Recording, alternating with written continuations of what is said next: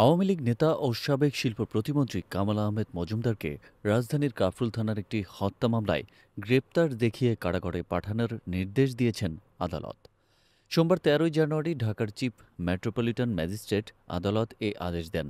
এর আগে গত ১৯ অক্টোবর রাজধানীর গুলশানের একটি বাসা থেকে তাকে গ্রেপ্তার করা হয়। জগন্নাথ বিশ্ববিদ্যালয়ের শিক্ষার্থী একরামুল হক হত্যা মামলায় গ্রেপ্তার সাবেক এ শিল্প প্রতিমন্ত্রীকে ৩ দিনের রিমান্ডে নিয়ে জিজ্ঞাসাবাদের অনুমতি দেন আদালত। মামলার বিবরণ অনুযায়ী গত ২৯শে জুলাই ছাত্র জনতার আন্দোলন চলাকালে মিরপুর ১০ নম্বর গোলচত্বরের কাছে জগন্নাথ বিশ্ববিদ্যালয়ের শিক্ষার্থী একরামুল হককে গুলি করে হত্যা করা হয়। এ ঘটনায় একরামুলের বাবা জিয়াউল হক বাদী হয়ে কাফরুল থানায় একটি হত্যা মামলা দায়ের করেন, যেখানে কামাল আহমেদ মজুমদার আসামি হিসেবে উল্লেখিত হন। উল্লেখ্য, কামাল আহমেদ মজুমদার ঢাকা ১৫ আসন থেকে সংসদ সদস্য নির্বাচিত হয়েছিলেন এবং শেখ হাসিনার চতুর্থ মন্ত্রিসভায় শিল্প প্রতিমন্ত্রীর দায়িত্ব পালন করেন।